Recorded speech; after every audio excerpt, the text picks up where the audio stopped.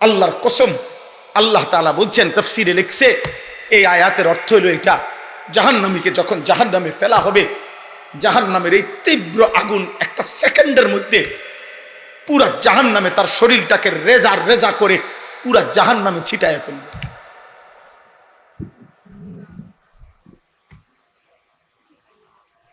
তাকাদু তামাইয়াজু মিনাল গাইজ, মনে হবে যেন রাগে ফাইটা যাইতেছে।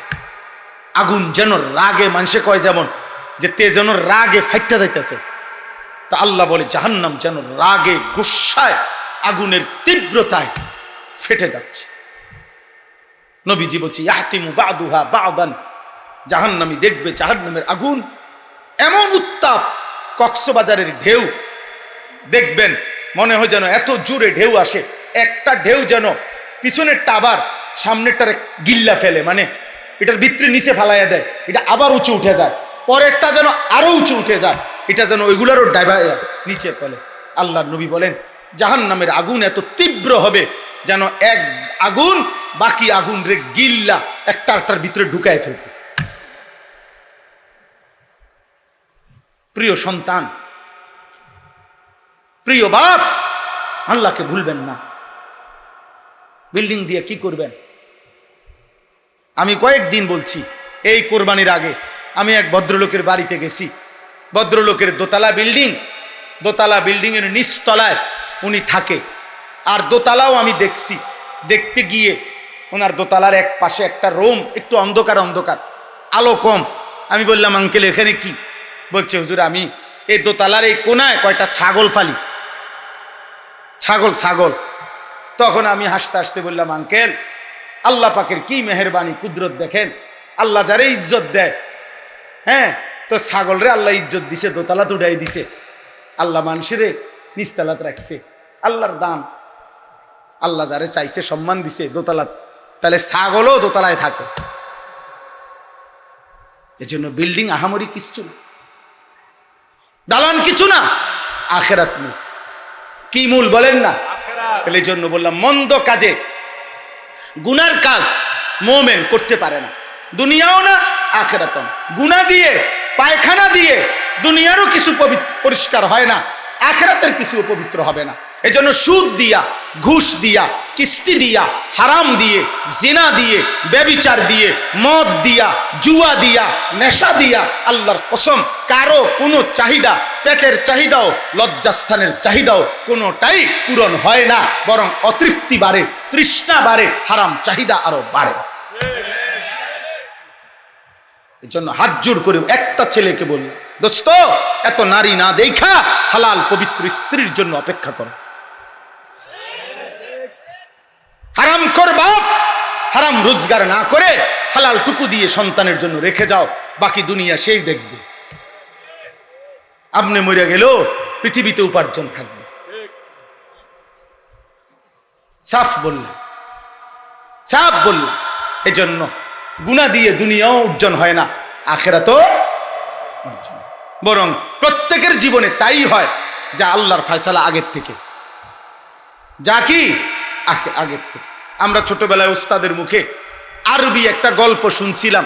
আরব দেশের এক শায়েখ, এক বয়স্ক মুরব্বী, ওনার ঘোড়া নিয়া আপনার মসজিদের সামনে আসছে নামাজ পড়তে। আরবি গল্প আর কি, ছোট্ট গল্প। তো মসজিদে যখন ঢুকতে যাচ্ছে, ওনার ঘোড়াটা যে বান দিব রশিটা কোনো জায়গা পাচ্ছে না। তখন একটা ছেলেকে বলছে, বাবা তুমি ঘোড়াটা, আমার ঘোড়ার লাগামটা ধরে রাখো, আমি নামাজটা পড়েই আসতেছি তুমি। তখন উনি নামাজ পড়তে ভিতরে গেছে, ছেলেটা এই ফাঁকে ঘোড়ার লাগামটা খুললা এটা নিয়া ঘোড়াটারে ছেড়ে দিয়া সে গেছে গাড়িটা নিয়ে। এটা নিয়ে আসে 5 দিরহামে একটা দোকানে, এই ঘোড়ার লাগাম বিক্রি হয় যেখানে, ও কাছে বেচ চালাইছে। বুঝছেন নি কথা? ওই চলে গেছে বাইক। এখানে এই লোক নামাজ পড়ে পকেটের থেকে 5টা দিরহাম, মানে ধরেন 5 টাকা, তো 5 টাকা বের করছে, ওই জামানার কথা। তো 5 দিরহাম বের করছে, মনে মনে নিয়ত করে রাখছে ছেলেটা নিশ্চয়ই দাঁড়ায় আছে, কষ্ট করছে, তারে এই টাকাটা হাদিয়া দেব কিছু খাইতে। বাইর হইয়া দেখে গোড়াও নাই, লাগাম, গোড়ায় নাই, লাগাম আইব করতে, গোড়ায় নাই। ফুলাও নাই। তো হতাশ হইয়া একটু আগে বাইরা তালাশ করতেছে ঘোড়া। কিছু দূর যাওয়ার পরে রাস্তার পাশে পাইছে ঘোড়াটা দাঁড়াইয়া আছে, ঘাস খাইতেছে।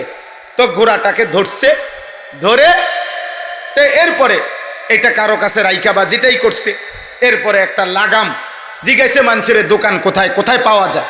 তো মনে করেন কাছাকাছি দোকানের ঠিকানা বলাতে এই লোক ওই দোকানে গেছে, গিয়েই দেখছে সামনেই যেখানে লাগামগুলো ঝুলানো আছে তার লাগাম যেটা ছিল এটাও দেখা যাইতেছে, এটা ঝুলানো। তো উনি গিয়েই এটার দাম জিগাইছে যে ভাই এটা কত বিক্রি করবেন? কয় যে দেখেন আপনার সাথে আমি 900 বলার কিছু নাই, আমার একটা ছেলে আমার কাছে এটা বিক্রি করতে আসছে কিছুক্ষণ আগে, আমি 5 দিরহাম দিয়া এটা কিনছি, আপনি আমাকে ওই মূল্য দিয়েই নিতে পারেন।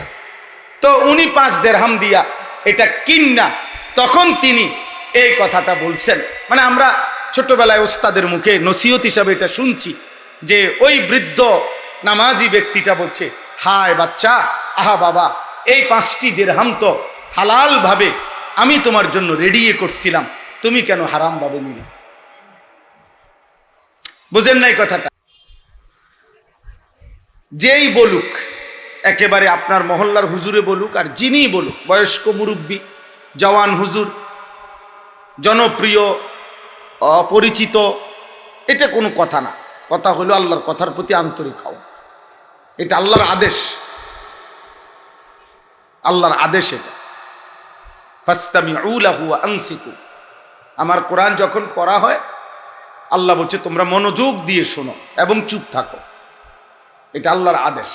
অতএব সেটা যদি একটা ছোট বাচ্চাও পড়ে, আল্লাহর কথার প্রতি মনোযোগ দেওয়া, চুপ থাকা, চাই সেটা মক্তবের বাচ্চা হোক, এটা জরুরি, এটা আল্লাহর আদেশ, আল্লাহর আদেশ। এর জন্য দোস্ত আমি অনুরোধ করলাম সবাই মিলে আমরা মনোযোগ দিলে ভালো হবে। আল্লাহ আমাদেরকে তৌফিক দান করে। স্বেচ্ছাসেবক ভাই, মাহফিলের ইন্তেজামের সাথে যারা জুড়ে আছো, তোমরাও কষ্ট করে সাথীদেরকে, ছেলেদেরকে বসাইবার চেষ্টা করো, বুঝাইয়া বলো যে ভাই হুজুরে বসতে বলছে, আমার নাম দিয়েই বলেন, বসাইতে চেষ্টা করে। বসা এটা আল্লাহর কথা শুনবার ক্ষেত্রে আদব। হযরত জিবরাইল আলাইহিস সালাম যখনই রাসূলুল্লাহ সাল্লাল্লাহু আলাইহি সাল্লামের কাছে আসতেন মানুষের আকৃতিতে, হাদিসে স্পষ্ট আছে, এসে আদবের সাথে নবী সাল্লাল্লাহু আলাইহি সাল্লামের সামনে বসতেন। ওই যে ওই বেয়াদব বাইর করে দাও, এই যে বেয়াদব, মাথা নামাচ্ছ কেন? বাইর হও বেটা, বাইর হও। আব্বা মাথা নামায়ও না, তোমার মতো ফালতু ছেলে চলে গেলে ভালো আব্বা।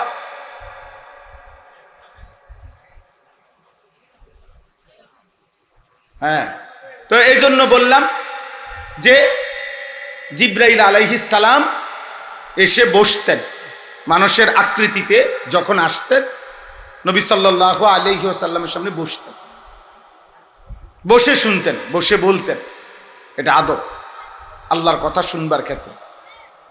জুতা খুলে আদবের সাথে বসা বহুত জরুরি। কোরআন সুন্নাহর ইলমের সাথে আদব জরুরি, একেবারেই বাধ্যতামূলক জরুরি। হাদিসের মধ্যে আছে, আল্লামানি রব্বি ফা আহসানা তালিমি ও আদ্দাবানি রব্বি ফা আহসানা তাদিবি। নবীজি বলেন সাল্লাল্লাহু আলাইহি ওয়াসাল্লাম, আল্লাহ তাআলা আমাকে, নিজে আল্লাহ সর্বোত্তম ইলম শিখিয়েছেন এবং আল্লাহই আমাকে সর্বোত্তম আদব শিখিয়েছেন। তাহলে আল্লাহ নবী সাল্লাল্লাহু আলাইহি সাল্লামকে ইলমও শিখাইছেন, আবার আল্লাহ নবী সাল্লাল্লাহু আলাইহি সাল্লামকে আদবও শিখাইছেন, উভয়টাই শিখাইছেন। এই জন্য এটা জরুরি আমাদের জন্য। এই যে নামাজ, দাঁড়াবে কিভাবে, রুকু দিবে কিভাবে, সেজদা দিবে কিভাবে, নামাজের মধ্যে রুকুতে হাতগুলো রাখবে কিভাবে, সেজদাতে হাতের আঙ্গুল কিভাবে থাকবে, এই সব কিছু জিবরাইল আল্লাহর পক্ষ থেকে 2 দিন 5 ওয়াক্ত করে 10 ওয়াক্ত নামাজ নবী সাল্লাল্লাহু আলাইহি সাল্লামকে পিছনে দাঁড় করিয়ে জিবরাইল ইমাম হয়ে মেরাজ থেকে আসার পরে 2 দিন দেখাইছে আগে। এরপরে নবীজি সাল্লাল্লাহু আলাইহি সাল্লামকে বলছেন যে এখন থেকে আমি আপনাকে যেভাবে দেখাইলাম এভাবেই আপনি আপনার উম্মতের ইমানদারদেরকে নিয়ে নামাজ আদায় করবেন। নবী সাল্লাল্লাহু আলাইহি সাল্লাম এরপরে মিম্বরে দাঁড়াইয়া 2 দিন পরে তিনি এবার সাহাবাদেরকে দেখাইছেন, সাহাবাদের দিকে ফিরে। এরপরে তিনি বলছেন, এবার তোমরা আমাকে যেভাবে দেখছো, সাল্লু কামা রাআইতুমুনি উসাল্লি, এবার তোমরাও এভাবে নামাজ পড়ো। এজন্য দাঁড়ানো, উপুর হওয়া, হাতের আঙ্গুল, পায়ের আঙ্গুল, চোখের নজর, দৃষ্টি, সব কিছু ইসলামে নিয়ন্ত্রিত। ইসলামে নিয়ন্ত্রিত। বাহ্যিক অঙ্গ প্রত্যঙ্গের ব্যাপারেও ইসলামে সুনির্দিষ্ট দিক নির্দেশনা আছে। আভ্যন্তরীণ বিষয়েও ইসলামে সুনির্দিষ্ট দিক নির্দেশনা আছে। 1 গ্লাস পানি পান করতে নবী সাল্লাল্লাহু আলাইহি সাল্লাম পানির পাত্রে নিঃশ্বাস ফেলতেন না, আবার কমপক্ষে 3 ঢোকে মানে 3 নিঃশ্বাসে পানি পান করতেন। তাহলে নিঃশ্বাস কোথায় ফেলেন এটার মধ্যে নবীর সুন্নাত, কয়বার ফেলছেন নিঃশ্বাস এটাও নবীর সুন্নাত। তাহলে ইসলাম, আমাদের নবী সাল্লাল্লাহু আলাইহি সাল্লাম উম্মতের নিঃশ্বাসটা পর্যন্ত ঠিক করে দিয়েছে। কোথায় বাম পাও আগে, কোথাও ডান পাও আগে, হিসাব করে বুঝাই দিছেন কিনা বল। তাইলে রুকুতে আঙ্গুল রাখতে হয় ছড়াইয়া, সেজদাতে আঙ্গুল রাখতে হয় মিলাইয়া। এটার কি আছে, একভাবে রাখলেই তো হইল না, এটাই আল্লাহর হুকুম, নিয়ন্ত্রণ করে দিছে। তাইলে সব কিছু ইসলামের মধ্যে আব্বা নিয়ন্ত্রিত। নিয়ন্ত্রিত। ইসলাম সুন্দর, ইসলাম পবিত্র, ইসলাম সুশৃঙ্খল, ইসলাম চমৎকার। আল্লাহর বিধান সামঞ্জস্যপূর্ণ, এতেদাল, ভারসাম্যপূর্ণ। শরীর, স্বাস্থ্য, মন, মেজাজ, পরিবেশ, পরিস্থিতি, পারিপার্শ্বিকতা, প্রেক্ষাপট, অবস্থা, যুগ চাহিদা, সামাজিক বিষয়, সব কিছুতে ইসলামের যাবতীয় বিধান সামঞ্জস্যপূর্ণ, ইনসাফপূর্ণ, ভারসাম্যপূর্ণ। এই জন্য এটা জরুর। পাত্তা না দিলে তো দিলেন না, কিন্তু যে গুরুত্ব দেয়, যে মনোযোগী হয় ইসলামের বিধিবিধানের, তার জীবন সুন্দর হয়, তার জিন্দেগি সুন্দর হয়। ইসলামের যাবতীয় বিষয় আসে কেউ যখন নিজের মধ্যে গ্রহণ করে, তার জীবন সুন্দর। আল্লাহ আমাদেরকে মানার তৌফিক দান করে, বুঝার তৌফিক দান করে। আলহামদুলিল্লাহ, আলহামদুলিল্লাহ নাহমাদুহু ওয়া নাস্তাঈনুহু ওয়া নাস্তাগফিরুহু ওয়া নু'মিনু বিহি ওয়া নাতাওয়াক্কালু আলাইহি ওয়া নাউযু বিল্লাহি মিন শুরুরি আনফুসিনা ওয়া মিন সাইয়্যিআতি আ'মালিনা। মান ইয়াহদিহিল্লাহু ফালা মুদিল্লা লাহু ওয়া মান ইউদ্লিলহু ফালা হাদিয়া লাহু।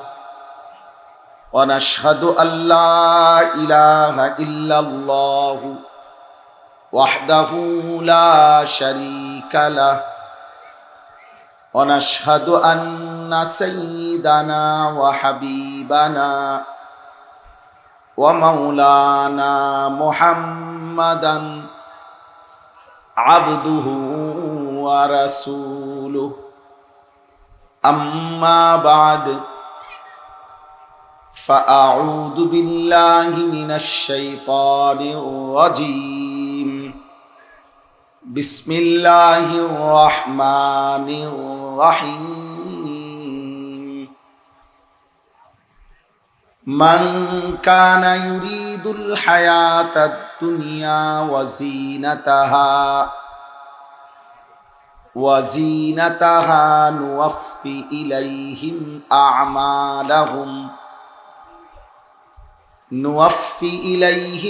আ'মালাহুম ফিহা ওয়া হুম ফিহা লা ইউবখাসুন। উলাইকা আল্লাযীনা লাইসা লাহুম ফিল আখিরাতি ইল্লান নার وحبط ما صنعوا فيها وباطل ما كانوا يعملون صدق الله مولانا العظيم وقال نبينا صلى الله عليه وسلم إنما الأعمال بالنيات وإنما لامرئ ما نوى فمن كانت هجرته إلى دنيا يصيبها أو امرأة يتزوجها فهجرته إلى ما هاجر إليه اللهم صل على محمد وعلى آل محمد كما صليت على إبراهيم وعلى آل إبراهيم إنك حميد مجيد اللهم بارك على محمد وعلى آل محمد كما باركت على إبراهيم وعلى آل إبراهيم إنك حميد مجيد سبحانك لا علم لنا إلا ما علمتنا إنك أنت العليم الحكيم الحمد لله আল্লাহ পাক রব্বুল ইজ্জত জুল জালাল ওয়াল ইকরামের ফজল কারাম রব্বুল আলামিনের অপরিসীম ইহসান মেহেরবানি দয়া আল্লাহ তাআলা আমাদেরকে আজ 14 জুলাই 2026 রোজ মঙ্গলবার কুমিল্লা জেলা হোমনা উপজেলাধীন দৌলতপুর মিঠাই ভাঙ্গা কবরবাসীদের রুহের মাগফিরাত কামনায় যুব সমাজ ও প্রবাসীদের উদ্যোগে আজকের এই মুতাবাররাক প্রথম বার্ষিক ওয়াজ ও দোয়ার মাহফিলে অনেক শ্রদ্ধাভাজন হযরত ওলামায়ে কেরামের উপস্থিতিতে আল্লাহ তাআলাই আমাদেরকে আসবার বসবার আল্লাহর জন্যই জমা হওয়ার তৌফিক দান করেছেন আলহামদুলিল্লাহ। সবার কাছে বিনীত অনুরোধ 40-50 মিনিট সময় আন্তরিকতার সাথে মনোযোগ দিয়ে আবারও বলতেছি আল্লাহর কথা শুনতে চেষ্টা করেন, বুঝতে চেষ্টা করেন। যুবক ভাই, তোমরাও গরমে কষ্ট হইল অল্প একটু সময়ের জন্য উঠাউঠি করো, কিছুটা কষ্ট হবে। আল্লাহ পাকের কি পরিমাণ ফজল ও কারম যে গতকালকেও আকাশের পরিস্থিতি কেমন ছিল, আজ কেমন, সবই মালিকের ফয়সালা। আলহামদুলিল্লাহ আলহামদুলিল্লাহ। এই জন্য আল্লাহ তাআলার দয়া এটা, আল্লাহ তাআলার ফজল, আল্লাহ তাআলার কারাম এটা। ব্যক্তিগতভাবে আমি মাহফিলগুলোতে এই একটা প্রথম, এইটাও একটা অনেক বড় মুজাহাদা হয়। ঘন্টাখানিক সময় মোবাইল না টিপ্পা বসে থাকা অনেক যুবকের জন্য কঠিন, খুব কষ্ট হয়ে যায়। এই আসতেই 5-10 মিনিট পরে কিছু ছেলে অল্প কিছু মানে আর কুলাইতে পারে না, ইবলিস শয়তান আর কোনোভাবেই পরে বসতে দেয় না, কারণ তার জন্য মরে যাওয়া সহজ। কিন্তু 10 মিনিট মোবাইল ছাড়া থাকা অনেক যুবকের জন্য কঠিন। গুনাহ, আল্লাহর নাফরমানি অনেককে এমন অন্ধ বানায় দিছে, এমন শক্ত পাষাণ বানায় দিছে, এটা কঠিন। কোরআনুল কারীমের মধ্যে আছে এই সূরা, যে সূরা আমি পড়ছি 12 নম্বর পারা 11 নম্বর সূরা, সূরা হুদ। এই সূরা আমি 2টা আয়াত 15-16 ছোট্ট 2টা আয়াত তেলাওয়াত করছি। তো এই সূরার মধ্যে কোরআনুল কারীমে সবচেয়ে বেশি ধ্বংসপ্রাপ্ত জাতির আযাবের বর্ণনা সবচেয়ে বিস্তারিত এই সূরাতে আছে।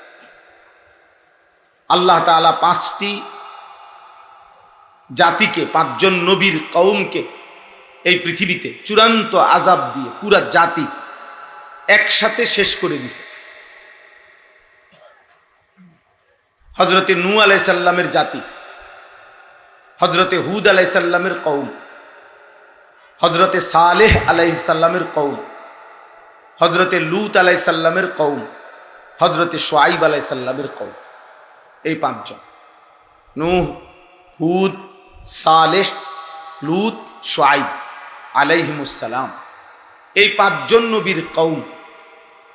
নবীগণ তাদের সর্বোচ্চ শক্তি দিয়ে, সবটুকু সাধ্য দিয়ে মানুষদেরকে আল্লাহর নাফরমানি থেকে ফিরাইতে চাইছে, কিন্তু কোনোভাবেই সংখ্যাগরিষ্ঠ জাতি আল্লাহর দিকে ফিরে নাই, গুনাহ ছাড়ে নাই।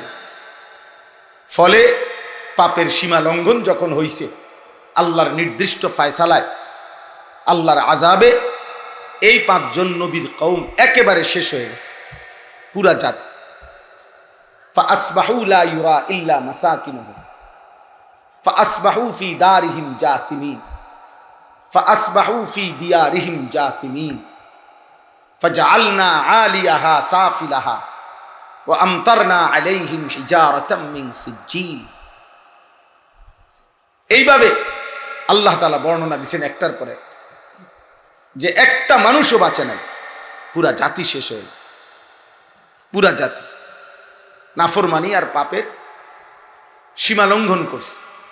তো ওইখানে আছে বারবার আল্লাহ তাআলা ওই জাতির নাফরমানি এবং আল্লাহর আযাবের পরে কথা যখন শেষ করছে এক একটা কওমে, তো আল্লাহ তাআলা বারবারই বলছে, কোথাও বলছে ইন্নাহুম কানু কওমান আমিন।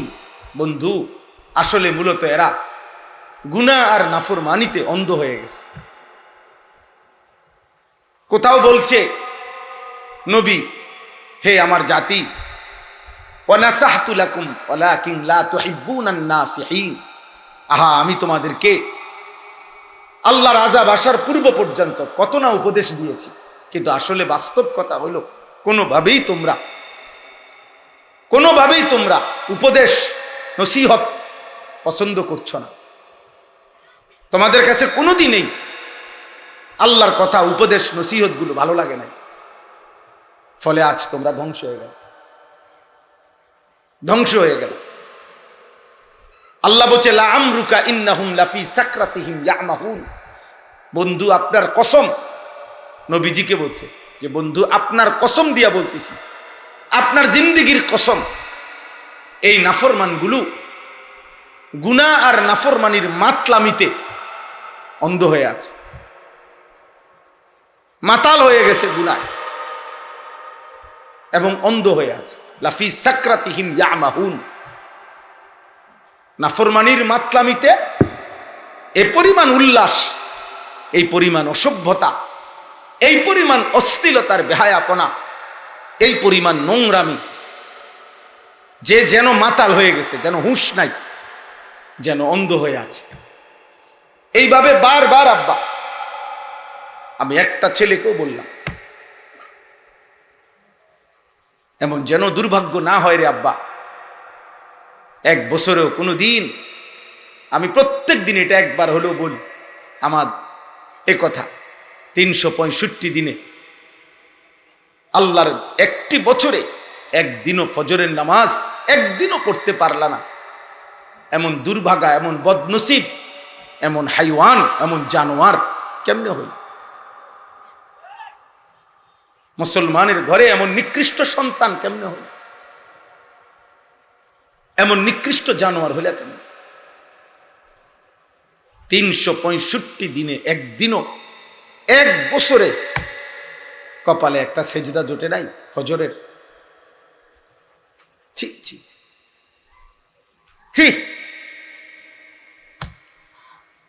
60 বছর একটা হায়াত পার করে ফেললো, একটা লাইন কোরআন শরীফের একটা পৃষ্ঠা শুদ্ধ করে পড়তে পারলেন না, এমন বদনসিব হায়াত কেন হলো?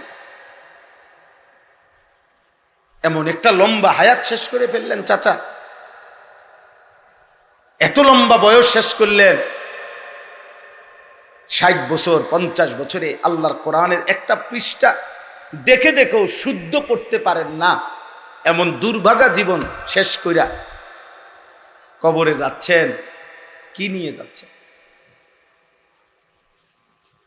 কি নিয়ে যাচ্ছে বলে? তো এই জন্য বললাম, আল্লাহ তাআলা বলছেন, নবীগণ বলছেন, আহা হে আমার জাতি, কোনোভাবেই তোমাদেরকে নসিহত পছন্দ করাইতে পারলাম না। ওয়ালাকিন লা তুহিব্বুনান নাসিহিন। উপদেশ দাতাদেরকে তোমরা কোনোভাবেই ভালোবাসলা না, পছন্দ করলা না, যে তোমাদেরকে জাহান্নাম থেকে ফিরাইতে চায়, আল্লাহর দিকে ফিরাইতে চায়, কোনোভাবেই তার কথা পাত্তা দিলা না। এই জন্য দোস্ত, বাবা, ভাই আমার, বন্ধু আমার, এটা জরুরি বিষয়। কলিজা যেন এমন না হয়, হৃদয় যেন এমন শক্ত পাষাণ পাথর না হয় যে কোনোভাবেই দিল নড়ে না, সামান্যতম বিবেক নড়ে না, এমন পাষাণ হয়েও না আল্লাহর দোহাই। এ পরিমাণ গুনাহ করো না যে দিল আর কোনো দিন তোমার আখিরাত মনে করায় না, আর কোনো দিন কবর মনে করায় না। আজকে যেখানে মাগরিব বাদ বয়ান করছি আমরা, একটা খোলা মাঠে, ছোটখাটো মাঠ, বয়ান শেষে আমরা ওইখানে এশার নামাজ পড়ছি। তো এশার নামাজ যখন আমি পড়তেছি, আমরা ঠিক একেবারে মনে করেন এখান দিয়ে আমরা নামাজ পড়িয়ে এই বরাবর এখান দিয়ে 2-3টা দোকান, ওই মাহফিলটার ওইখানে আর কি খোলা জায়গাটা, এখান দিয়ে রাস্তা, এখানে খোলা। 4 রাকাত ফরজ নামাজ আমরা এতগুলো মানুষ পড়তেছি, এই 2টা দোকানে বৈশা কতগুলো মানুষ, মনে 20-25 জন হইল, একটানা কথা কইতেছে, আওয়াজ করতেছে, চিল্লাচিল্লি করতেছে, এখানে নামাজ চলতেছে। সালাম ফিরাইয়া আমি অনেকক্ষণ তাকাইয়া রইলাম, অনেকক্ষণ, 2-4-5 মিনিট মনে চাইলাম আর মানুষগুলারে, যে আহা এত বড় বিবেকহীন কেমনে রে হইল, মানে কি পরিমাণ বেহায়া হইলে, কি পরিমাণ নিকৃষ্ট হাইওয়ান হইলে চোখের সামনে জামাত চলতেছে বলে কদ্দুর আওয়াজটা বন্ধ করি, এদ্দুর বিবেক হইল। উম্মত কোথায় নেমে গেছে, উম্মত কোথায় নেমে গেছে। আপনারা একজন চাচা, এখানে অনেক বয়স্ক মুরব্বী আছেন, একজন চাচা দাঁড়াইয়া দেখেন, চাচা এরা আপনাদেরই ছেলে, এখানে আপনাদের বয়স্কদের চাইতে নওজোয়ান বেশি। আপনারা এদের চেহারার দিকে তাকাইয়া, আপনারা যারা নিয়মিত নামাজ পড়েন বুড়া মানুষ, এমন একজনও দেখেন, দেখেন যে এখানে কয় পার্সেন্টের চেহারায় যুবক নামাজের চিহ্ন আছে। দেখবেন 99% চেহারায় নামাজের চিহ্ন নাই। প্রতি 100 জনের মধ্যে 99 জনের চেহারায় নামাজের কোনো চিহ্ন নেই। চেহারা দেখলেই বোঝা যায় এই হাইওয়ান আজ বহুদিন হয় আল্লাহকে সেজদা দেন। চুল, চেহারা, লেবাস, অঙ্গভঙ্গি দেখলেই বোঝা যায়। তাইলে আমার ভাই আল্লাহকে এইভাবে ভুলে গেলেন কেন? তো এই জন্য আমার শুধু ওই কথাটা বলার জন্য যে গুনাহ যেন, পাপ যেন অন্ধ বানায় না ফেলে। আল্লাহ পাপীকে বলছে কওমান আমিন, হে নবী বেঈমানগুলো মূলত অন্ধ হয়ে গেছে। কোথাও বলছে হে নবী কসম, আল্লাহ কসম দিছে বেটা, নাফরমান যেন মাতাল হয়ে গেছে, অন্ধ হয়ে গেছে। নাফরমানকে আল্লাহ মাতাল বলছে।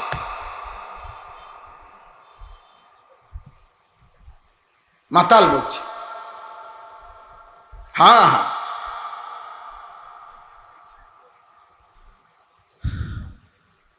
এজন্য আমরা প্রত্যেকে, আমরা মুসলমান, আমরা ইমানদার, আমাদেরকে এইভাবে আল্লাহ ভুলে যাওয়া দিনের পর দিন, বছরের পর বছর উচিত না, কোনোভাবেই উচিত না। আমি অনুরোধ করলাম, কোনো একটা ছেলে যদি বুঝে থাকো, আমার আব্বা তুমি ভাইব, আমি হুজুর প্রত্যেক দিন ভাবি এটা, যে যেই সমস্ত ছেলে তোমাদেরকে কেউ নারী, ছবি, জিনা, ব্যভিচার, মদ, জুয়া, বন্ধুদের অসৎ আড্ডা, মোবাইলের অশ্লীল দৃশ্য নামাজ নাই, সেজদা নাই, পাক পবিত্রতা নাই, পেশাব পায়খানা করে পায় পবিত্রতার ধার ধারে না, হারাম বীর্যপাত হইতেছে, শরীরে নাপাক লাইগা আছে। এই হাইওয়ান, এই জানোয়ার মন মতো চলতেছে, খাইতেছে, ঘুমাইতেছে। কোন দিনের প্যান্ট এটা পরে, কোন দিনের নাপাক এটার ভিতরে পরে লাইগা রয়েছে। আহা আহা। এরপরেও একটা ছেলে ভাইব যে এত অসভ্যতা, অবাধ্যতা, আল্লাহর নাফরমানির পরেও তোমারে কেউ ডাকে না, মাও না, বাবাও না, এই সমাজের কোনো মানুষও না। তোমার কপালটা এমন খারাপ হইল কেন যে তোমারে কেউ ফিরাইতে চায় না? কেউ কেন বলে না যে রে আব্বা, তুই না মুসলমানের ছেলে, তো তোরে যে কোনোদিন ফজরের নামাজে মসজিদে দেখলাম না, আরে তুই কেমনে রে মুসলমান? তোমারে যে কোনোদিন 5 ওয়াক্ত নামাজে দেখি। তোমাদের যার কপালে এরকম একটা বাক্য, একজন মুরব্বী, একজন অভিভাবক, একজন মা বাবার এমন জোটে নাই যার কপালে, কারণটা কি? আমার স্পষ্ট বুঝ এটা, আমি এটা বুঝি বাবা। কারণ হইল তুমি হইলা এই সমাজের আবর্জনা, তুমি হইলা এই সমাজের ময়লা। এই জন্য আবর্জনা কেউ ধরতে চায় না, আবর্জনা কেউ কাছে টানতে চায় না, আবর্জনা সবাই চায় ডাস্টবিনেই পড়ে থাক। এজন্য নেশাখোর তুই এই সমাজের আবর্জনা, মদখোর তুই এই সমাজের আবর্জনা, নারী এবং জিনার ব্যভিচার অসভ্যতার নোংরামির সাথে যারা জুড়ে আছো, তুই এই সমাজের নাপাক ময়লা, তোকে ডাস্টবিনে ফেলে রাখছে এই সমাজ। এজন্য তোকে কেউ ডাকে না। আপন মা কেমনে ভুলে যায় না তো সন্তান, আপন বাবা কেমনে ভুলে যায়? কিভাবে সম্ভব এটা? কিভাবে যে বাপ জীবিত থাকতে 1 বছরের মধ্যে এই বাপের ফুট, এই নাফরমান 1 বছরে একদিনও ফজরের নামাজ পড়লো না, অথচ বাপ জীবিত, মা জীবিত। কিভাবে সম্ভব? কারণ একটাই, তোর বাপও তোকে মনে করে এটা আমার সংসারের আবর্জনা, মাও মনে করে এটা আমার সংসারের আবর্জনা। নাপাক এটা, এটা ময়লা, এটা দুর্গন্ধ। যতটা দ্রুত দিন গনে বাপ কোন দিন বাইতে বাইর করবে, বাইতে বাইর একটা কামে লাগিয়ে যা, পিছা দিয়া ফের বাইর, ভাত খা, ঘুম যা, পেশাব পায়খানা কর। ফাইলে বাপেরে কিছু দিস, না ফাইলে তুই চল, বাদ দি।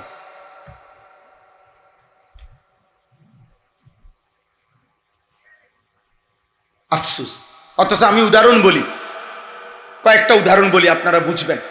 ছেলের আব্বা তোমরাও শোনো। একজন নবী, যিনি আমাদের পিতা ইব্রাহিম আলাইহিস সালাম, আমরা ওনার নাম জানি কিনা?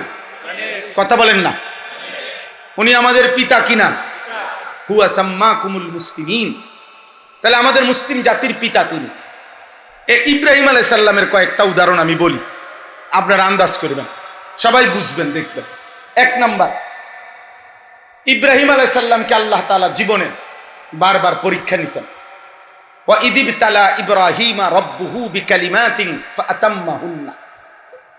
আল্লাহ তাআলা ইব্রাহিম আলাইহিস সালামকে বারবার ইমানের পরীক্ষা নিছেন, আল্লাহর ভালোবাসার পরীক্ষা নিছেন। তাফসীরের মধ্যে আছে, কোন বর্ণনায় যে 30 বার, কোন বর্ণনায় আছে 70 বার, মোট 70 বার অথবা 30 বার আল্লাহ তাআলা ইব্রাহিম আলাইহিস সালামের পরীক্ষা নিছেন। প্রত্যেক পরীক্ষায় তিনি ফার্স্ট ক্লাস ফার্স্ট হয়েছেন, মানে গোল্ডেন A+ পাইছেন। ফাআতাম্মাহুন্না, শতভাগ পূর্ণ উত্তীর্ণ হয়েছেন। এরপরে খেয়াল করতেছেন আপনারা, এরপরে আল্লাহ বললেন, ক্বালা ইন্নী জাইলুকা লিন্নাসি ইমামা।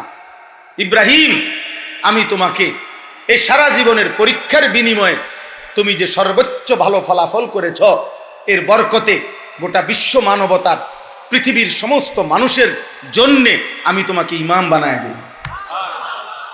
কি বানাইলাম? দেখেন, আল্লাহ তো এটা বললেন, সাথে সাথে ইব্রাহিম আলাইহিস সালাম আল্লাহকে বললেন, ক্বালা ওয়া মিন যুররিয়্যাতি। আল্লাহ, আপনি যে আমার ইমামের এই মর্যাদাপূর্ণ পদ দিলেন, ইমাম বানায় দিলেন, আমি আপনার কাছে জানতে চাচ্ছি, আমার সন্তানগণ, আমার বংশধরগণ, আমার আওলাদরা, তারাও ইমামের এই পদ পাবে কিনা? ইমামের এই পদ পাবে কিনা। কি লক্ষণীয় কি, যে যখন নিজের জন্য আল্লাহ মূল্যায়ন করলেন উনাকে, উনি 1 মিনিটের জন্য সন্তানকে কি করে নাই, বলে নাই, সাথে সাথে জিজ্ঞেস করলেন ক্বালা ওয়া মিন যুররিয়াতি, সন্তানের জন্য ভাবলেন। আল্লাহ বললেন লা ইয়ানালু আহদিজ জালিমিন, ইব্রাহিম হ্যাঁ তোমার সন্তান বংশধর গণ ইমাম হবে এই শর্তে যে জুলুম করতে পারবে না, পাপ করতে পারবে না। যদি পাপ আর জুলুম থেকে মুক্ত থাকে তাইলে এই পদ তারাও পাবে, নয়তো পাবে না। তাইলে একটা উদাহরণ দিল, আল্লাহর ঘর কাবা। দ্বিতীয় উদাহরণ, কাবা শরীফ যখন ইব্রাহিম আলাইহিস সালাম আল্লাহর হুকুমে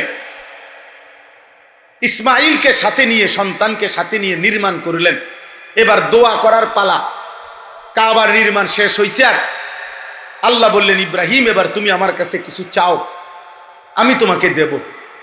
এই দোয়ার মধ্যে দেখেন ইব্রাহিম আলাইহিস সালাম বললেন রব্বানা ওয়াজআলনা মুসলিমাইন লাক, আল্লাহ আমি এবং আমার সন্তান ইসমাইল, আমরা বাপ পুত দুইজনকেই আপনি আপনার আনুগত্যের উপরে, ইসলামের উপরে ইস্তেকামত, দৃঢ়তা দান করেন।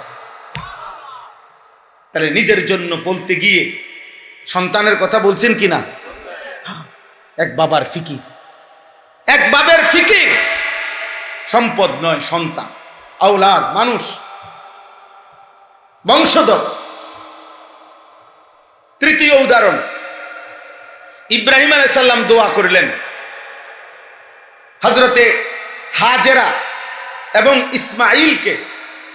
ইব্রাহিম আলাইহিস সালাম যখন আল্লাহর হুকুমে কাবা, আমি সংক্ষেপে বলতেছি, ঘটনা না বলিয়া বলতেছি শুধু, কাবা ঘরের পাশে যখন রেখে গেলেন আল্লাহর হুকুমে একাকী, চারিদিকে এক নজর তাকাইয়া দেখলেন যতটুকু নজর যায় কোথাও কোনো মানুষও নাই, পানিও নাই, একটা গাছও নাই, একটা বসতিও নাই, বেঁচে থাকার বাহ্যিক কোনো উপকরণ কিছুই নাই, কিছুই নাই, নাইদে নাই, কিচ্ছু নাই। এরকম দুধু মরুভূমিতে সম্পূর্ণ একাকী একজন নারী, একটা মহিলা আর একটা কোলের বাচ্চা, এটা রাইখা, বিষয়টা গল্প শোনা তো সহজ, কিন্তু কল্পনা করেন, বিবেক থাকলে চোখ বন্ধ করে ভেবে দেখেন তো, যে শত শত হাজার মাইলের ভিতরে মরুভূমি ছাড়া আর কিছু দেখা যায় না, একটা মানুষ, একটা জানোয়ার, একটা পশু, এক ঢোক পানি, এক লোকমা খাবারের ব্যবস্থা নাই, গাছ নাই, পালা নাই, কিচ্ছু নাই। এরকম একটা জায়গায় আল্লাহর হুকুমে ইব্রাহিম আলাইহিস সালাম যখন রেখে যাচ্ছেন ইসমাইল এবং হাজেরাকে, এই কোরআনে আছে, হুজুর আমার মুরব্বী সামনে বসা আছে, তো দেখেন ইব্রাহিম আলাইহিস সালাম ঠিক ওই মুহূর্তে আল্লাহর কাছে দোয়া করছে। দোয়া করতে গিয়ে বলছে আল্লাহ, চারিদিকে মরুভূমি, গাছপালা, তরুলতাহীন জায়গায় আমি আমার স্ত্রী সন্তানকে রেখে গেলাম, আপনার কাছে আমার চাওয়া রব্বানা লিয়ুকিমুস সালাহ, আল্লাহ আমার স্ত্রী সন্তান যেন মৃত্যু পর্যন্ত নামাজ আদায় করে। এই পরিস্থিতিতে যেখানে এক ঢোক পানির ব্যবস্থা নাই, খাবারের ব্যবস্থা নাই, সেখানে এক বাপের ফিকির সন্তানের নামাজ, এক স্বামীর ফিকির স্ত্রীর কি নামাজ। 4 নম্বর, ইব্রাহিম আলাইহিস সালাম নিজের সহ যখন মক্কা নগরী পুরাপুরি আবাদ করলেন, তখন ইব্রাহিম আলাইহিস সালাম দোয়া করলেন, মানে নিজে সহ যখন আল্লাহ থাকার অনুমতি দিছে পুরাপুরি, তখন ইব্রাহিম আলাইহিস সালাম দোয়ার মধ্যে এবার বললেন রব্বি জাআল হাদাল বালাদা আমিনান, আল্লাহ এই নগরী পুরা মক্কাকে আপনি নিরাপদ নগরী বানায় দেন, ওয়াজনুবনি ওয়া বানিয়া আন না'বুদাল আসনাম, আমাকে এবং আমার সন্তানদেরকে মূর্তি পূজা থেকে, পাথরের পূজা থেকে, মূর্তির পূজা থেকে হেফাজত করে। তাহলে এক বাবা এখানেও দেখেন শিরিক থেকে মুক্ত থাকার জন্য, মূর্তি পূজার থেকে বেঁচে থাকার ক্ষেত্রে নিজের জন্য দোয়া করছেন, সন্তানের জন্য কি করছেন? দোয়া করছেন, দোয়া করছেন। 5 নম্বর উদাহরণ শুনেন, ইব্রাহিম আলাইহিস সালাম আল্লাহর কাছে দোয়া করছেন, একজন নবীর উদাহরণই বলতেছি, রব্বি জাআলনি মুকিমাস সালাহ ওয়া মিন যুররিয়াতি। আল্লাহ, আপনার কাছে আমার ফরিয়াদ, আপনি আমাকে পূর্ণ নামাজি বানান, ওয়া মিন যুররিয়াতি, এবং আমার সন্তান বংশধরদেরকেও আপনি পূর্ণ নামাজি বানান, পূর্ণ নামাজি বানান। আব্বা তালে বলেন, এক বাবার ফিকির সন্তানের জন্য, বংশধরের জন্য বারবারই যখন বলছে তোমাকে ইমাম বানাইলাম, বংশধরের জন্য চাইছেন। যখন আল্লাহ তাআলা কাছে দোয়া করার সুযোগ হয়েছে, প্রত্যেক দোয়ার মধ্যে সন্তানের ঈমান, সন্তানের নামাজ, সন্তানের শিরিক থেকে মুক্তি, সন্তানের আখিরাত, এক বাবা ঈমানদার বাপ এটাই আল্লাহর কাছে চাইছেন, এটাই আল্লাহর কাছে চাইছেন। আজ আপনাদের কাছে আমার আফসোসের কথা এটাই, আজ আপনাদের লক্ষ লক্ষ বাবা তার সন্তানের ব্যাপারে একটাই ফিকির, হয় বিদেশ নয়তো দেশ, কোনো না কোনো মাধ্যমে যত দ্রুত সম্ভব উপার্জনের, মরার আগে আগে ওনার টার্গেট ছেলেটাকে টাকা পয়সার আয় রোজগারের একটা ব্যবস্থা যদি করে দিয়ে যেতে পারে, ওনার আর মরলে কোনো দুঃখ নাই। মেয়েটার ব্যাপারে ওনার একটাই টার্গেট, যত দ্রুত সম্ভব একটা টাকা পয়সা আছে এরকম একটা ছেলে চাইয়া মেয়েটারে বিয়ে দিয়ে যাইতে পারলে ওনার আর কোনো দুঃখ নাই মরার আগে আগে। তাইলে ওনার ফিকির, আহা বাপ, আপনার ফিকির যদি হয় ছেলের জন্য দুনিয়া, তো ছেলের ফিকির কেমনে হবে আখিরাত? আপনার নিজের ফিকির যদি হয় মেয়ের জন্য দুনিয়া, পয়সাওয়ালা জামাই, ছেলে পর্দা থাকুক বা না থাকুক, ছেলে নামাজ পড়ুক বা না পড়ুক, ফোলার বিল্ডিং আছে, তাহলে আপনার মেয়ে পর্দা করবে কেমনে? আপনার মেয়ে নিজের ইজ্জত, সতীত্ব, পর্দার হেফাজত করবে কেমনে? বলে, আপনি কি চাইছিলেন? আপনি তো আখিরাত চান নাই, আপনি তো আল্লাহর কাছে বলেন নাই, আখিরাতের কোনো প্রস্তুতি তো নেন নাই আপনি। আমি আপনাদের কাছে দেরি করব না, অনেক রাত হয়েছে, আমি খুব দ্রুতই শেষ করে দিচ্ছি। আমি মনে করাই দিলাম, ইব্রাহিম আলাইহিস সালামকে আল্লাহ তাআলা 5টা বলছি উদাহরণ, মোট 7টা উদাহরণ দোয়া না। 6 নম্বর উদাহরণ হইল আল্লাহ তাআলা বলছে, ইজ ক্বালা লাহু রব্বুহু আসলিম ক্বালা আসলামতু লিরাব্বিল আলামিন। প্রত্যেকবারে ইব্রাহিম আলাইহিস সালামকে আল্লাহ বলছে, ইব্রাহিম তুমি আমার আনুগত্য করো, ইসলাম আনো মানে ইসলাম মানো মানে আমি আল্লাহর আনুগত্য করো। ইব্রাহিম আলাইহিস সালাম প্রত্যেকবারে বললেন, যদি 30 বার হয় পরীক্ষা তো 30 বার, যদি 70 বার পরীক্ষা হয়, ওই বেটা মোবাইল উঠায় ওরা, সাবধান। আব্বা আমার এটা, আমারই মনে করো বদ অভ্যাস, আমি এটা, ওই বেটা বুট খাইতেছে আমি কিছু বলি নাই, কিন্তু তুমি মোবাইলে আলগি দিছো আমি বলছি। তুমি জিজ্ঞাসা করো, ওই ভাই অনেকক্ষণ ধরে বুট খায় আমি দেখছি, কিন্তু ওইটা আমি কিছু বলি নাই, কিন্তু মোবাইল আলগি দাও আমি মানতে পারি না। আমার কতটা একজন শুনবে দরকার হলো, কিন্তু গাফেল মানুষ আমি তারে বলবো না। কথা বোঝেন নাই আমার? বলুক বাইরে কথা বলুক, চিন্তা করুন, আহা সবাই শুনবে এটা জরুরি না, আমার নজরের মানুষ আমার কাছে আমানত। কথা বোঝেন নাই আপনারা? মানে চোখের সামনে আমার যে কয়েকজন শ্রোতা, এরাই আমার আল্লাহর পক্ষ থেকে আমার কাছে আমানত। আপনাদের সময়ের হেফাজত করা, আপনাদেরকে কিছু বলা, এটা আমার জিম্মাদারি, কিন্তু বাইরে যে তারে আমার জিম্মাদারি না। কথা বুঝেন নাই এখন? এই জন্য আমি বাহিরে চিল্লা খেতে চিল্লা নাচ হোক।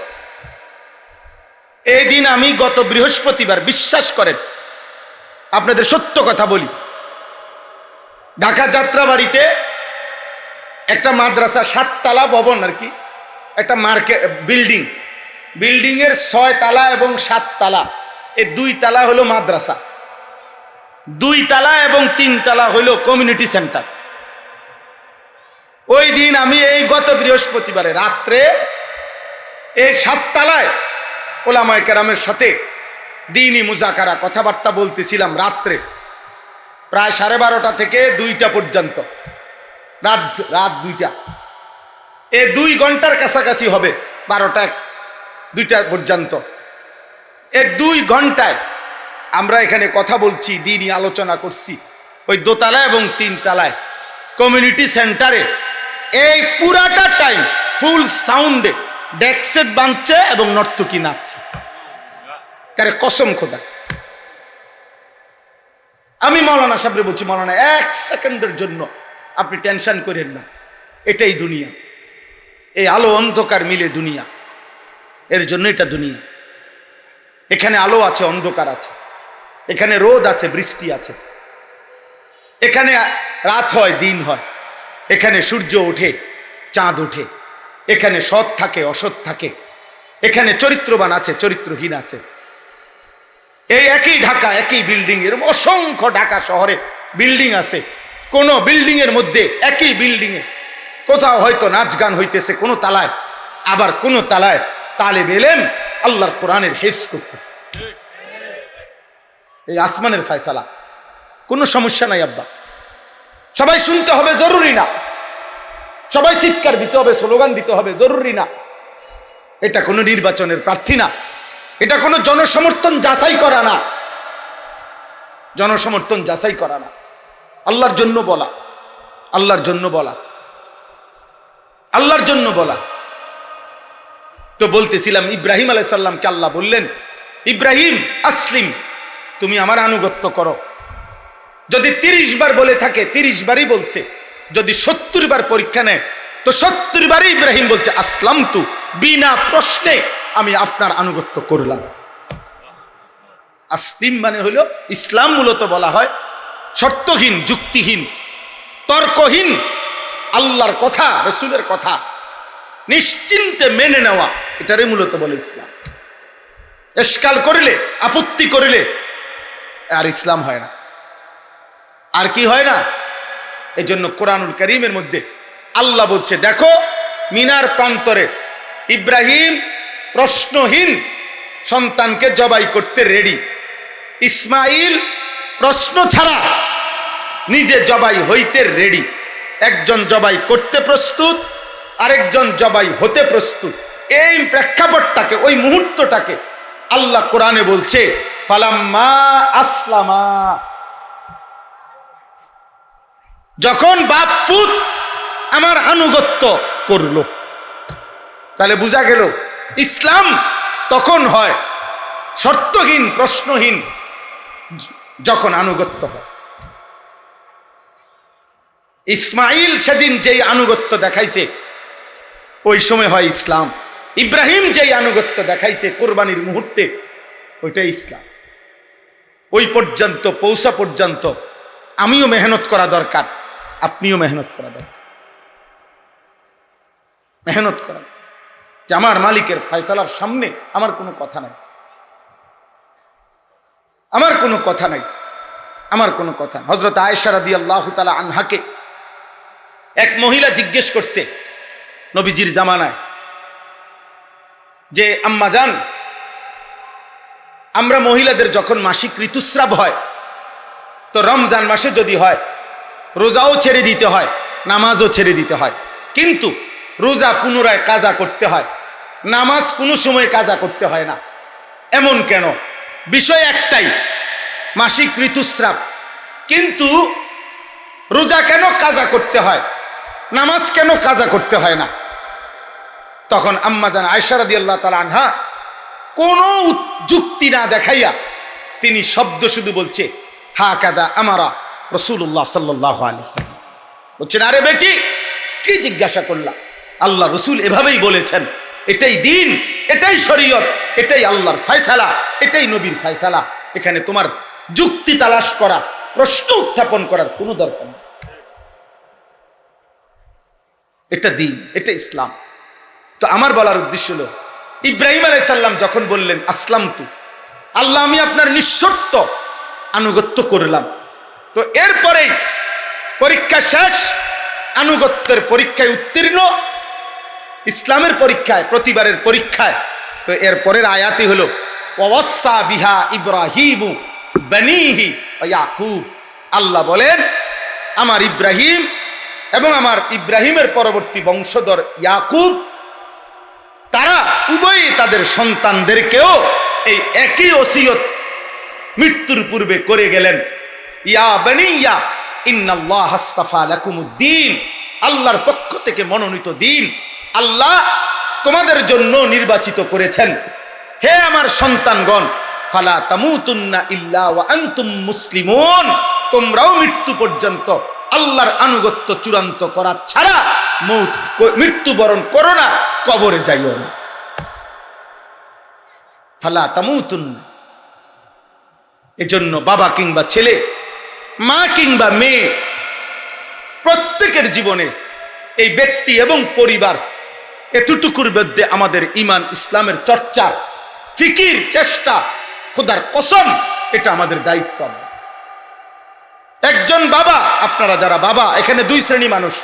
এক শ্রেণী অভিভাবক, কোনো না কোনোভাবে আপনি অভিভাবক, হয় স্বামী, নয় বাবা, নয় দাদা, নয় চাচা, নয় নানা, নয় মামা, নয় ফুফা, নয় বড় ভাই, নয় দুলা ভাই, একটা না একটা কিছু আপনি, তাহলে আপনার অধীনে কেউ না কেউ আছে। আরেক শ্রেণী হলো তোমরা যারা কোনোভাবেই এখন দায়িত্বশীল না, বরং অবিবাহিত। তোমরা এখন কিশোর, যুবক, নওজোয়ান, অবিবাহিত ছেলে।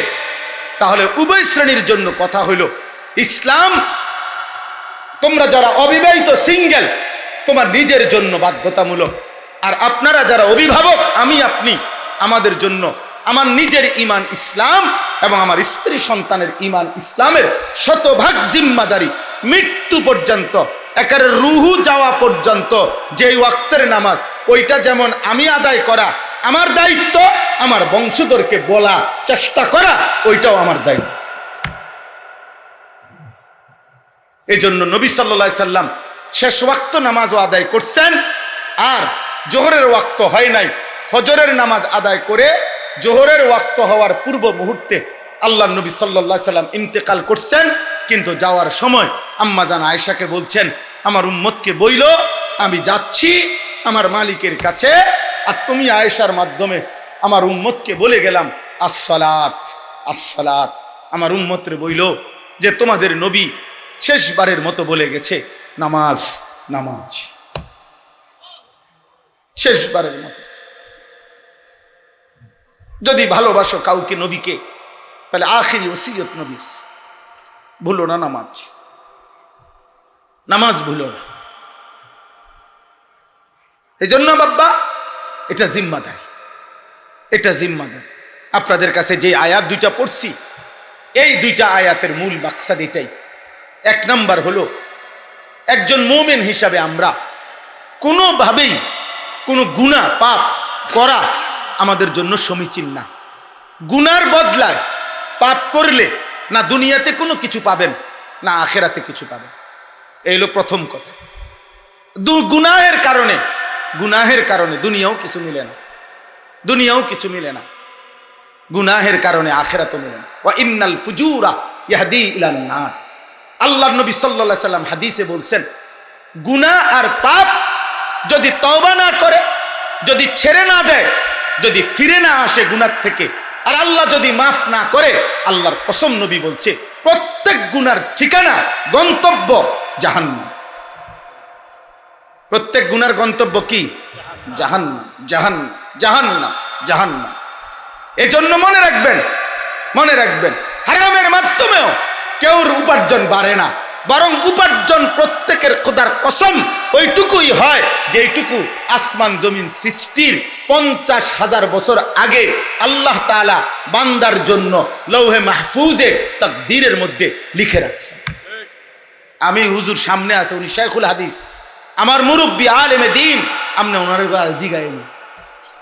সুদখোরের সম্পদ বাড়ে নাই, হালাল বৈধ পন্থা যদি উপার্জন করত তো তার এটুকুই হইতো। কারণ যদি সুদের কারণে টাকা বাড়ে, ঘুষের কারণে টাকা বাড়ে, তো পৃথিবীর সব সুদখোর সমান তালে বড় লোক না, পৃথিবীর সব ঘুষখোর এক তালে বড় লোক না। পৃথিবীর অসংখ্য দুর্নীতিগ্রস্ত মানুষ যারা প্রত্যেকদিন দুর্নীতি করে, প্রত্যেক দিন চুরি করে, প্রত্যেক দিন বাটফারি করে, কিন্তু অনভিক্ষা করে। হাতে ভিক্ষা করে তা তুই আজ 30 বছর ধরে সিটারি করস, তুই বড় লোক হস টাকা কেন বলেন না? বুঝেন নাই হিসাবটা? তাহলে বুঝা গেল কি, উপার্জন ভিন্ন ভিন্ন, উপার্জন প্রত্যেকের ভিন্ন ভিন্ন। এক ইউনিভার্সিটিতে পড়লে বেতন সমান হয় না, এক কলেজে পড়লে বেতন সমান হয় না, এক স্ট্যান্ডে সিএনজি চালাইলে ইনকাম সমান হয় না, এক বাজারে মুদি দোকান দিলে ইনকাম সমান হয় না। আমরা হুজুর, আমার মাদ্রাসার পাশে আরেক মৌলানা সাহেব আছে, আমাদের ঘনিষ্ঠ বন্ধু মানুষ, মৌলানা মুফাজ্জল ভাই। তো উনি খুব ভালো মানুষ, মজা করে একদিন বলতেছে, আনিস ভাই, আনতা তো সবাই বইয়ায়, সব বিদ মাছ ঢোকে না। আনতা বুঝেননি? মাছ যে ঢোকে এটির মধ্যে, ক্ষেতের মাঝখান দিয়ে দেয় আগে আনতা। আপনারা কি করেন? আনতা। তো আনতা তো ফাতে অনেকেই, কিন্তু সব আনতাত কি ওঠে না? মাছ ওঠে না, মাছ ওঠে না। আসলে আমি একটা উদাহরণ বলি। এই মনে করেন 12, আপনারে দিলাম 12, দিমু 12 আর কি, 12 টাকাই ধরেন 12। তো 6 দুইবার লিখলে 12, 4 তিনবার লিখলে 12, 3 যদি 4 বার লেখেন 3 3 3 3 12, 2 যদি 6 বার লেখেন তাহলে 12, 1 যদি 12 বার লেখেন তাহলে কত? 12। এই বিষয়টা হইল এই, টাকা হইল 12,000। এবার তুমি যদি 2 খান থেকে নাও তো 6 6 12,000 নিবা, 4 খান থেকে যদি নাও তাহলে 3,000 করে নিবা, 3 খান থেকে যদি নাও 4,000 করে নিবা, যদি 6 খান থেকে নাও তো 2,000 করে নিবা, আর 12 খান থেকে যদি নাও 1,000 করে নিবা। টাকা হইল 12,000। তো 7 আসমানের উপরে আল্লাহ তাআলা ফয়সালা করে রাখছে টাকা 30,000। নিচে আপনি যত দান্দায় বাই করেন সব দান্দার ফলাফল 30 আইবে।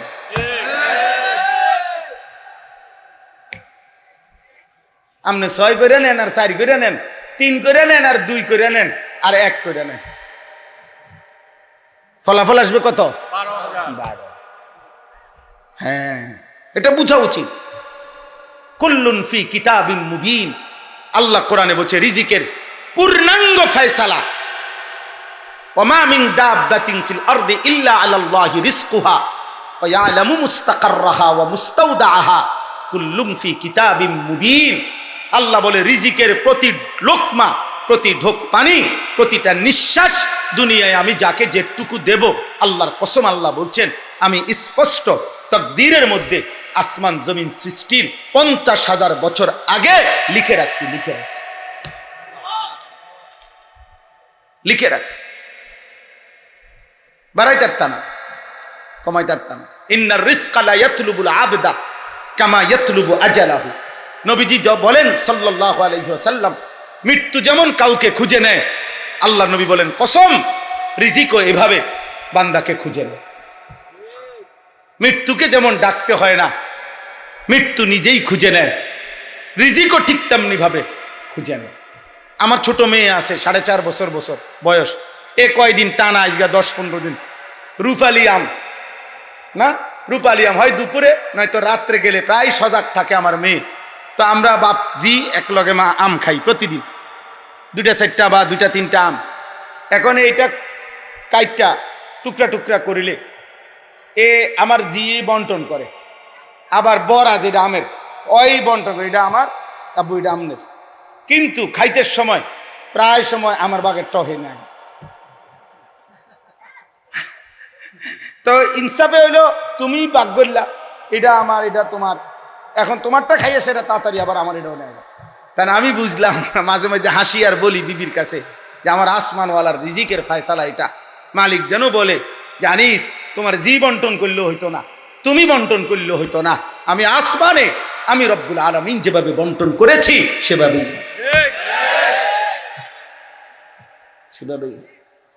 এমনও টুকরা আছে আমের, আমি কাছে নিয়ে আইছি মুখের, ওইখান থেকে আমার হাতের থেকে নিয়ে খাইয়া লাইছি। এটা বুঝাইলাম আর জাস্ট। তাহলে রিজিক কোথায়? আসমানে। রিজিক আসমানে। অতএব আব্বা, শুধু দুনিয়া, আমরা মোমেন, আমরা মুসলমান, আনুগত্যই আমাদের জিন্দিগি, ইসলাম আমাদের জীবন, আখিরাত আমাদের জিন্দিগি। আমরা মরব এটাই আমাদের নিশ্চিত বিশ্বাস। আমাদেরকে আল্লাহর মুখোমুখি হইতে হবে, এটা আমাদের ইয়াকিন। আমাদের মিজানের পাল্লায় আমাদের আমল ওজন হবে, এটা আমাদের ইয়াকিন। আল্লাহর মুখোমুখি আমল নামা নিয়ে আমাদেরকে দাঁড়াইতে হবে, এটা আমাদের ইয়াকিন। ফুলসিরাত আমাদেরকে পার হইতে হবে, এটা আমাদের ইয়াকিন। আমাদেরকে জান্নাত বা জাহান্নামে যেতে হবে, এটা আমাদের ইয়াকিন। জান্নাতে গেলে চিরস্থায়ী, জাহান্নামে গেলেও চিরস্থায়ী আব্বা। এই সত্য, এই স্পষ্ট। এত হাজার, এত লাখো আম্বিয়া আজকে 1000 বছর ধরে এই বক্তব্য, 1450 বছর ধরে কোরআনের এই কথাগুলো, এত আউলিয়া, এত পীর, এত বুজুর্গ, এত উলামা, এত মুহাদ্দিসিন, এত সাহাবা, এত তাবিঈন, আদম থেকে নবী পর্যন্ত সাল্লাল্লাহু আলাইহি সাল্লাম, 1.25 লাখ আম্বিয়ার বক্তব্য, এত কিছুর পরে এত বক্তব্য, এত আহ্বান, তাওরাত, জবুর, ইনজিল, কোরআন, এত আসমানি কিতাবের বক্তব্যের পরে আখিরাত মিথ্যা হইতে পারে না। অতএব দোস্ত, তুমি ভুলে গেলে আল্লাহ তোমারে ছাড়বে না। তুমি মনে করো না, তোমরা যে কয়জন ছেলে গরমে কষ্ট করছো আব্বা, আমি অনুরোধ করি, যদি 1 ডেকচি পানি, মনে করেন 1 কেজি চাউলের ভাত রাঁধতে পারতো, এরকম 1 ডেকচি পানিতে 1 কেজি চাউলের ভাত রান্নার জন্য যে পরিমাণ পানি দিলে 1 কেজি চাউলের ভাত রাঁধতে পারবো, এতটুকু পানি উতরাইতে উতরাইতে একেবারে টকবক করতেছে, চুলা তখনও চলতেছে, পানিও সর্বোচ্চ উতরাইছে। এই অবস্থায় যদি 1 কেজি চাউল না দিয়া যদি ওই 1 কেজির পাতিলের মধ্যে 4টা চাউল, 10টা চাউল দেয়, গুন্না গুন্না, কল্পনা করেন তো আব্বা, নিচে পুরা আগুন জ্বলতেছে আর চুলার পানিটাও টকবকে গরম হয়ে গেছে। এই সময়ে এই 10টা চাউল, 4টা চাউল কি পরিমাণ ঘুরবে আগুনটার, গরমটার মধ্যে। আল্লাহর কসম, আল্লাহ তাআলা বলছেন, তাফসীরে লিখছে, এই আয়াতের অর্থ হলো এটা, জাহান্নামীকে যখন জাহান্নামে ফেলা হবে, জাহান্নামের এই তীব্র আগুন 1 সেকেন্ডের মধ্যে পুরা জাহান্নামে তার শরীরটাকে রেজা রেজা করে পুরা জাহান্নামে ছিটায় ফেলবে।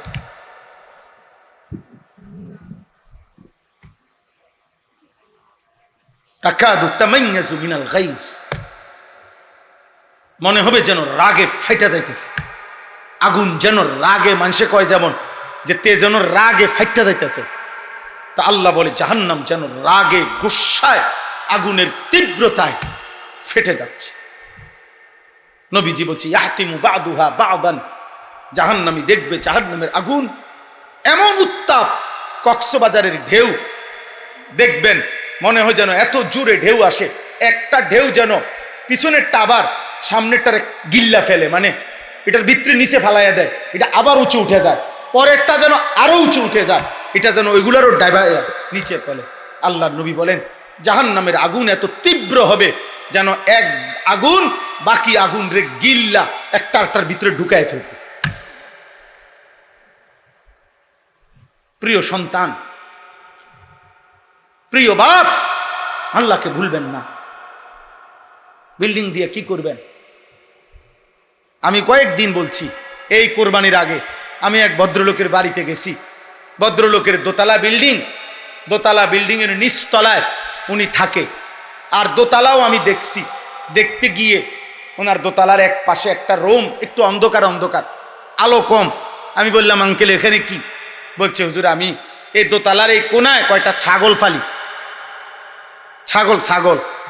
তখন আমি হাসতে হাসতে বললাম, আঙ্কেল আল্লাহ পাকের কি মেহেরবানি, কুদরত দেখেন, আল্লাহ যারে ইজ্জত দেয়, হ্যাঁ, তো ছাগল রে আল্লাহ ইজ্জত দিছে, দোতলাত উঠাই দিছে, আল্লাহ মানুষেরে নিচতলাত রাখছে।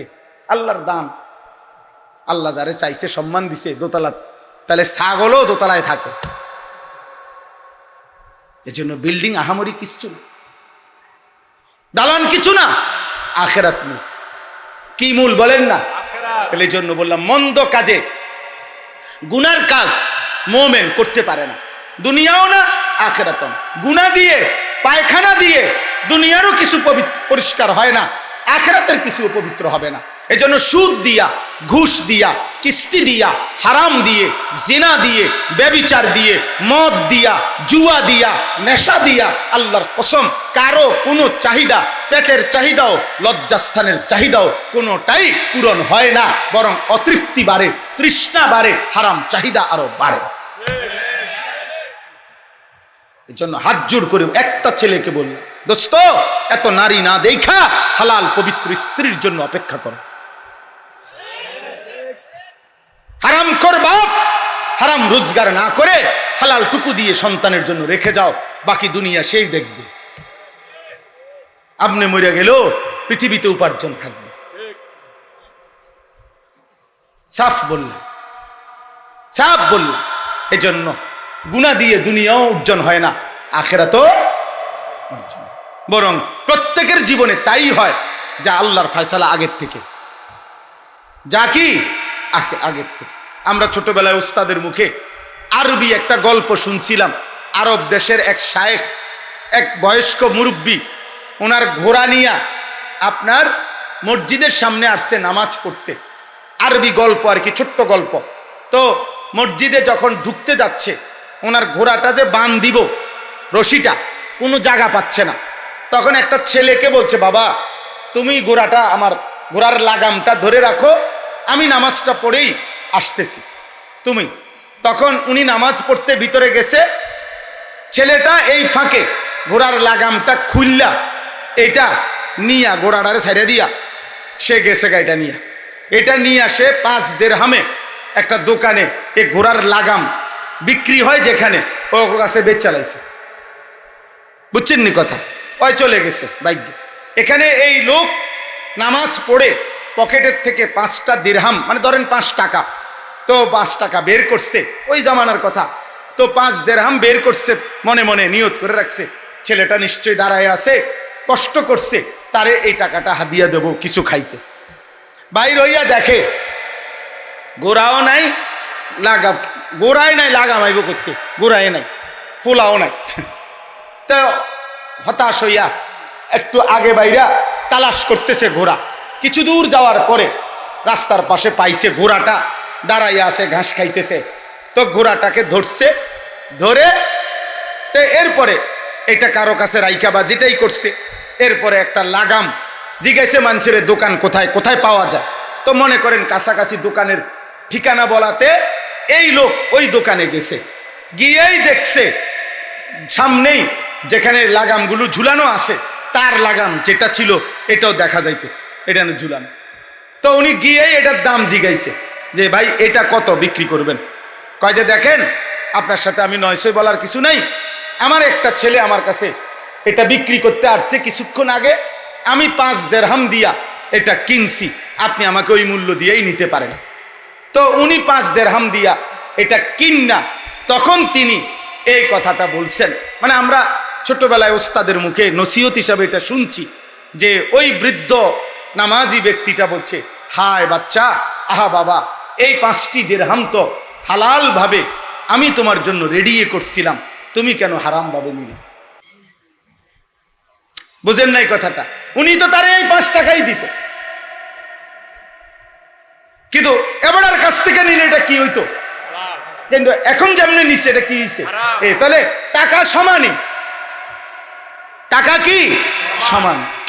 এই জন্য ধনী বলেন আর গরিব বলেন, সম্পদশালী বলেন আর সম্পদহীন বলেন, এটা আল্লাহর ফয়সালার ভিত্তিতে হয়, আল্লাহর ফয়সালার ভিত্তিতে হয়।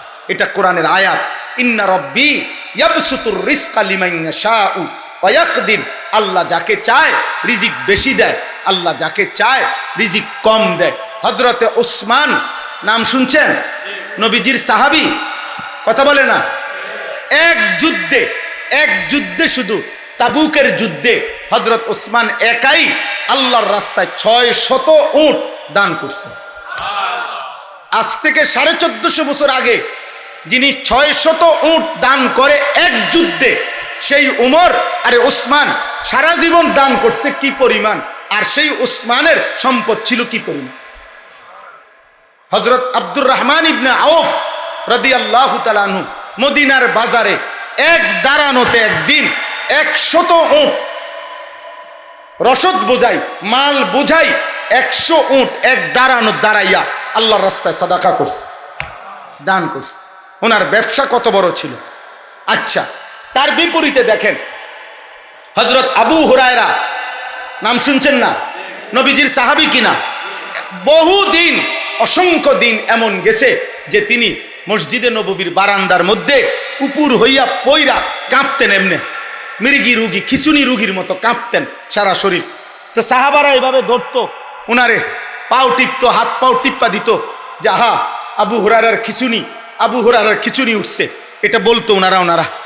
তো হাদিসে স্পষ্ট আছে হযরত আবু হুরায়রা চোখের পানি ফেলতেন আর বলতেন আল্লাহি মা বি ইল্লাল জু', আল্লাহর কসম সাহাবীরা আমার মিরিগি রোগ না, খিচুনি না, আমার পেটের ক্ষুধায় আমি এমন কাঁদতেছি।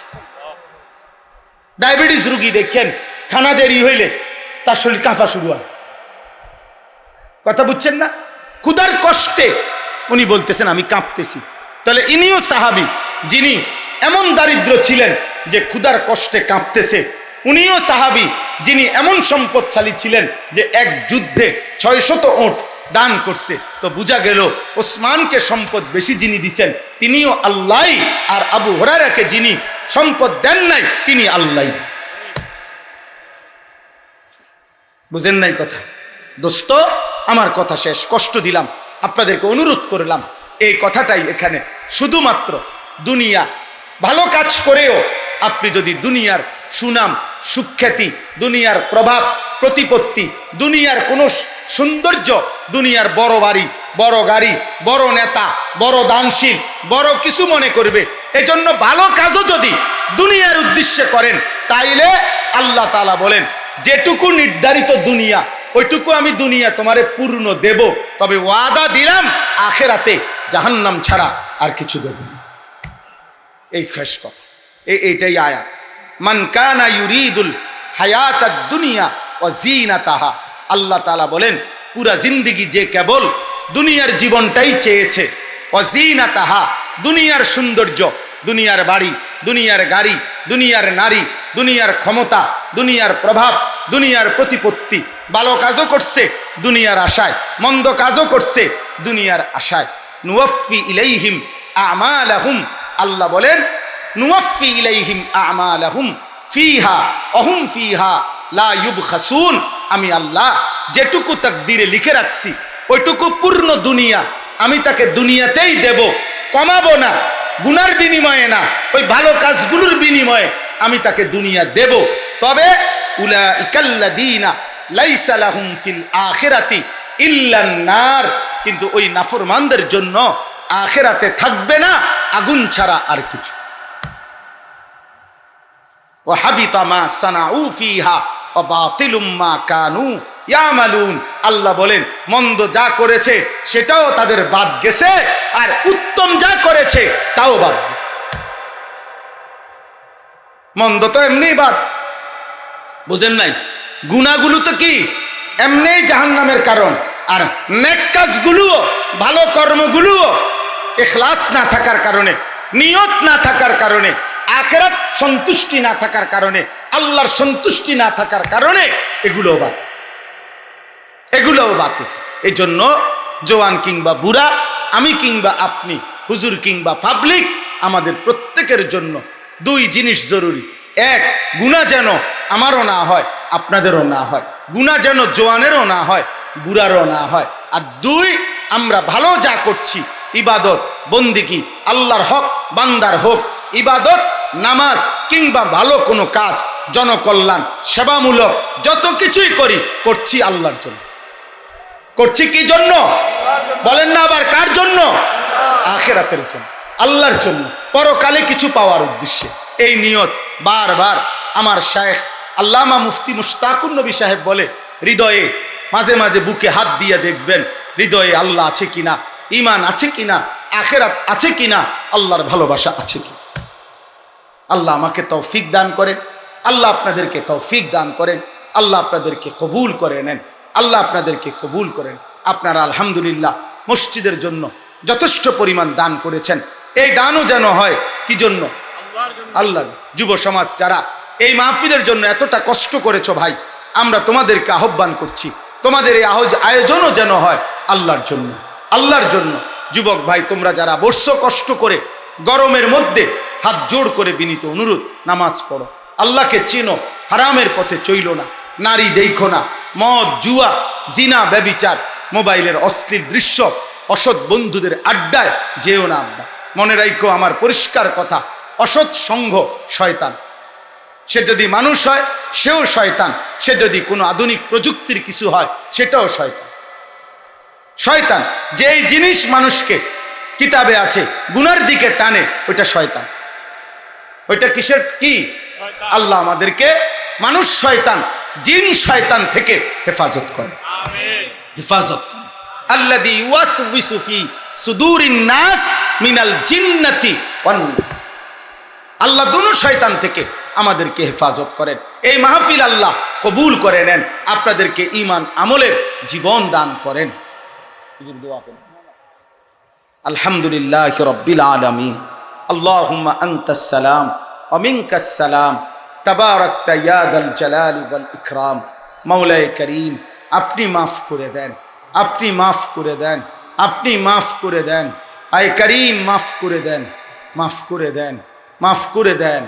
আপনার কথাই শুনছিলাম, আখিরাতকে ভয় করছিলাম, জাহান্নামকে ভয় করছি মাওলা, আগুনকে ভয় পাই মাওলা। আপনি হেফাজত করেন, আপনি হেফাজত করেন, আপনি হেফাজত করেন। আগামী জীবন আপনি সুন্দর করে দেন, ঈমান আমলের জীবন দান করেন, সেজদাওয়ালা কপাল বানিয়ে দেন।